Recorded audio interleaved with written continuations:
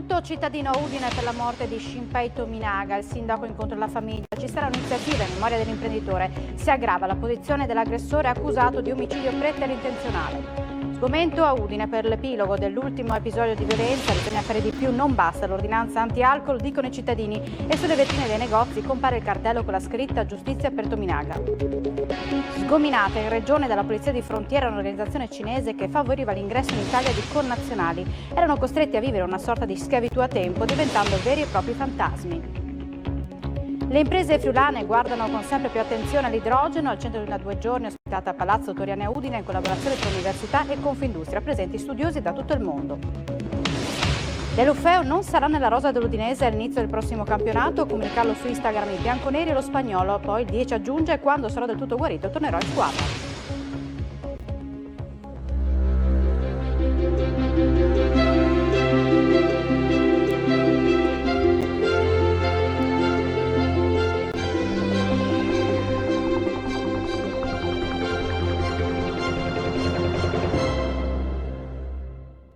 Buonasera e ben ritrovati a un nuovo appuntamento con l'informazione di Telefriuli. La politica prenda decisioni serie e chi di competenza mandi nelle città più forze dell'ordine anziché puntare sui cittadini sentinella. Così si è espresso Raffaele Padrone, dirigente sindacale della Polizia di Stato. Purtroppo una persona che non era partecipante alla rissa, ma era una persona che stava sedando una rissa, quindi una persona con un grande spirito di volontarietà che si è trovato in quel momento ad assistere a questo reato. A Udine, come in tutte le città, chi fa sicurezza sono gli uomini delle forze dell'ordine, sono i carabinieri, la polizia di Stato, la polizia municipale, la finanza, ovviamente, tutti quelli che indossano una divisa perché istituzionalmente hanno scelto di fare questo mestiere.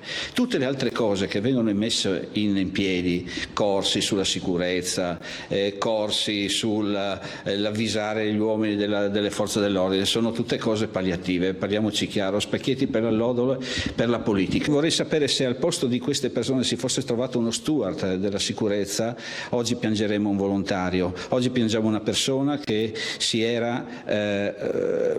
aveva fatto di più di quello che doveva fare un comune cittadino, quello di chiamare le forze dell'ordine. E qui la politica deve prendere una grande decisione. Un'altra grande decisione che deve prendere la politica è quella di far arrivare nella nostra regione più forze dell'ordine.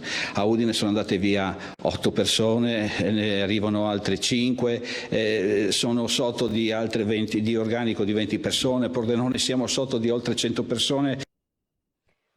Cordoglio per la morte di Tominaga è stato espresso anche dal sindaco di Gorizia Ziberna, che ha chiesto e ottenuto un vertice in prefettura con le forze dell'ordine dopo una rissa tra giovani nella piscina comunale.